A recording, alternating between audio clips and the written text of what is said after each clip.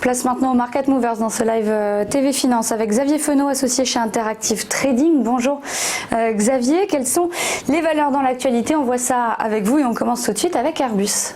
Bonjour Clotilde, oui effectivement, alors j'ai pris effectivement des valeurs du CAC 40. Alors c'est vrai que le CAC 40 finalement n'évolue dans un court range vraiment très étroit, et ça montre bien évidemment la composition des valeurs, donc des valeurs qu'il compose, qui sont aussi quand même plombées, et on le voit notamment avec Airbus. Alors bien évidemment, c'est le premier secteur qui a été touché par la crise, et encore touché. Il y a des annulations de commandes massives, réduction d'effectifs qui sont prévues, et alors pour autant, même si on a à peu près 60-65% maintenant de la flotte qui est en activité, ça reste bien évidemment quand même relativement faible, mais c'est quand même beaucoup mieux qu'au mois d'avril où c'était seulement 25% des avions Airbus qui étaient dans le ciel.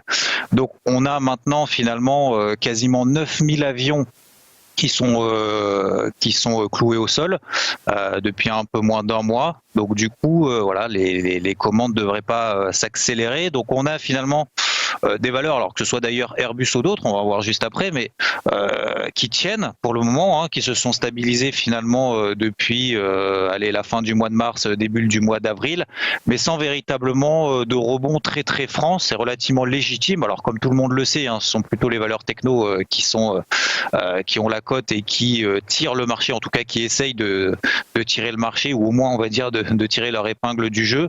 Mais voilà, sur Airbus, alors pourquoi j'ai sélectionné celle-ci? Tout simplement parce que c'était la plus forte hausse du CAC hier. Et voilà, d'être quand même relativement prudent avec ces mouvements d'accélération haussière qui ne se font finalement un petit peu que par défaut.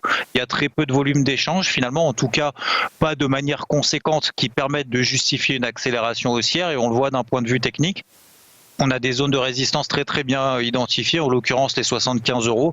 Donc pour le moment on reste là en dessous. Il n'y a pas véritablement de raison technique, et même d'ailleurs de raison fondamentale et microéconomique pour pouvoir justifier une extraction par le haut, tout ça, tant qu'on n'a pas de bonnes nouvelles, que ce soit de manière générale, d'un point de vue macro, d'un point de vue sanitaire, etc., etc.